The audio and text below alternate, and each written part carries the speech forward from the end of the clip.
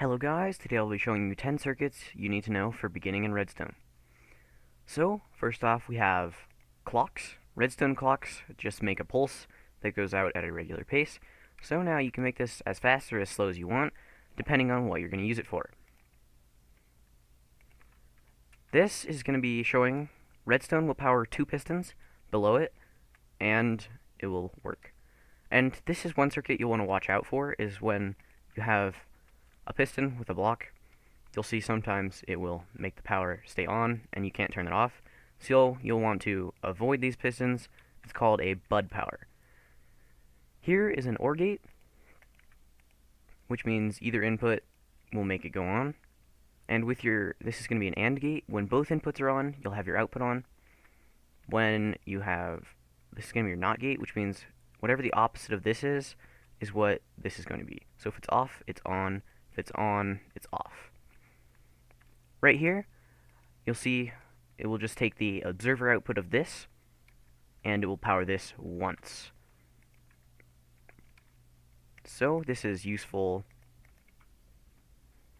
if you want to have one input go to one output without having it double activating. Then we'll show the comparator clock, which is essentially just a pulse extender. So when you turn this on, it will obviously be on, and when you turn it off, it will slowly drain away. And you can make that as long or as short as you want using some methods.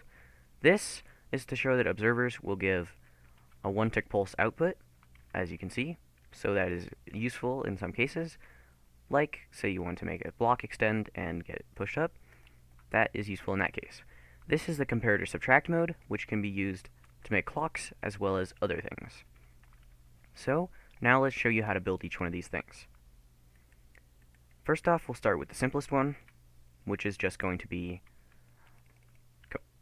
repeaters in a loop with some redstone dust, like this. And that's how it'll work. Then, this is going to be your 2 pistons being activated, which is just a redstone dust on top of the block, and then powering that however you like. And this is your bud piston, which you want to try to avoid usually, unless you're using it for purposes that would require a piston to stay extended, like bud memory. But that is a very rare case that you would need this. Most of the time, you don't want to use it because it can get annoying into your redstone circuits. This is how to build your OR gate, which you can see just activates either one, and you can obviously build that however you want.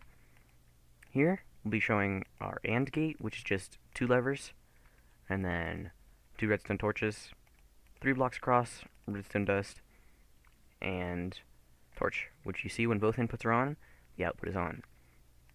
Here is our NOT gate, which is just basically the opposite. So if it's off, it's on. If it's on, it's off.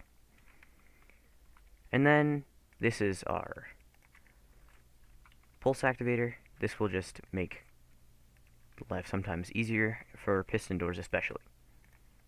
So here we'll have a piston facing down, and then observer. And then your 2 pistons, those will be up to you. But you'll see we can take the observer output of this, and it won't cause that 2-tick pulse that will cause it to extend then retract. Because you see, if we just have it like this, it will cause issues sometimes, especially when you're using this activated with a 1-tick pulse. So you'll need to watch out for that. And that is a useful circuit to prevent that. Then you'll have your regular comparator clock, which is just essentially your pulse extender, which will let it extend. Then we'll have our dropper, which will cause that 1-tick pulse, which you could use to power a piston with a 1-tick pulse. And here is our comparator subtract mode clock. And when you power this, it will create a clock that goes around, and it is very fast. So, these are the 10 things beginners in Redstone need to know. Hope you enjoyed today's video. Make sure to like and subscribe, and see you next time.